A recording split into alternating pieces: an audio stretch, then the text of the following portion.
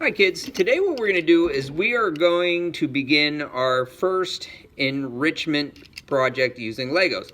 Okay, I want to emphasize that I grew up with Legos, but I then converted to Connects, and now I'm going to start exploring using Legos for enrichment. So our first project is going to be this simple little wind-up car, okay? And basically, you just wind it up and it goes, okay? So you should have gotten your parts already, and you should be ready to build if you're watching this video, okay? So what we're going to do is we're going to start with these two bricks right here. Make sure you have 1, 2, 3, 4, 5, 6, 7, 8, 9, 10, 11 holes in your brick beam, brick, whatever you want to call it, okay? Now we're going to spread them apart, and we're going to use this plate, okay, to keep them and set them parallel to each other, okay? And you want it to be right on the end. This is going to be the front of our racer, okay? So that's the front. Then what we're going to do is we're going to take another plate, which is the same length as this one, and we're going to move it 2 pegs, expose 2 pegs in between there, just like so. Okay. Slide that out of the way. And now what we're going to do is we're going to take these 2 bricks right here like this, okay, and we're going to put them towards the back. And you want them to be as flush as possible right there. Okay, so this is what we're looking at so far. And then we're going to finish off the frame by taking these 2 bricks, okay, these 2 bricks, 4 pegs on top, and snapping them on like so. Okay, so this is what we're looking at. Okay, this is the front, this is the back. All right, now what we're going to do is we're going to put the axles in place, okay? Now, the wheel axles are these 2 black axles right here, okay? Trying to hold them so you can see that they're both the same length. Both the same length. Ugh. If you're not sure if you got the right axle, you can compare like this, okay? You can compare them like this. There we go. Maybe, no, never mind.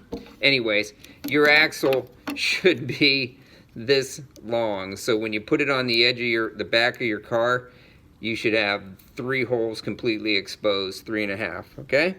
That tells you have the right axle. Flush back here, 3 holes. I'll get better at the Lego ones. Anyways, this is gonna be your front axle, and it goes right in there like so, okay? Then you take one of these wheels and you slide it on the front like so. And you can just slide it in so you have just a little bit of the black axle sticking out. Go to the other side, same thing. Okay? So at this point, and if you want, you can tighten those up a little bit so they don't have as much slop in them. That's up to you. Just so you want them to be able to roll well. Okay? Now, the back axle, okay, the back axle is going to go in like that, okay? It's going to go in like that towards the very farthest hole.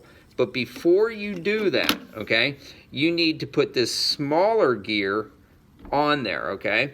Because we want to slide that through that back hole like this, and then we're going to put the gear on like so, okay? So this is what you have. And then you'll slide it through. So you have just enough sticking out on both sides for your wheels. Now the wheels, you want to make sure you have the hub is recessed on one side and it's flush on the other side. You want the flushed side against the frame of the car. Okay? And I always just push it on until my thumb feels the axle. Same with this side, flush side against the car.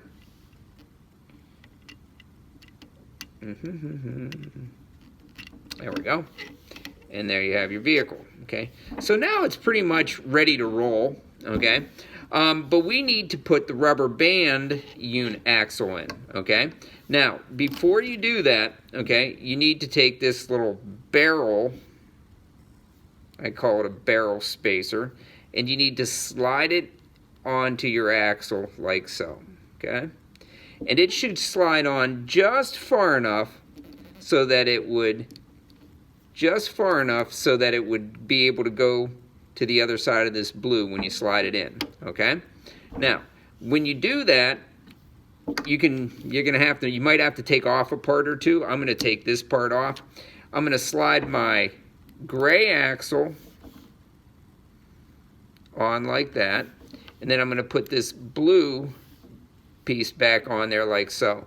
And then you're going to slide it into the third hole and snap it down. Okay? There you go. Now, when you do, once it's on there, depending on how you slide it in there, you're going to then slide this gear so that the teeth align. Okay? All right, there you go. All right, so now when you turn this, the gears are in sync, okay? So now remember, we're going from a large to small gear ratio, so we're going to pick up either power or speed. I'm going to let you decide that. Now the last thing we have to do is put this rubber band on there. Now this is where it gets kind of crazy, okay? You're going to put the rubber band underneath, like so, and then you're going to pull the loop up through, okay, like so. I'll show you from another angle, okay. You're going to slide the rubber band underneath, so this is what we have. Now you have two loops, and you're going to slide this loop through that loop, okay, just like that. Show you again. Okay, you're not tying it on. You take this loop, this loop,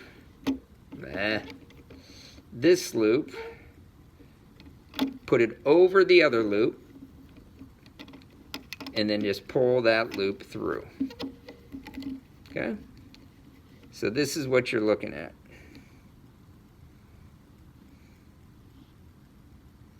Okay? Now, you'll take this plate back off again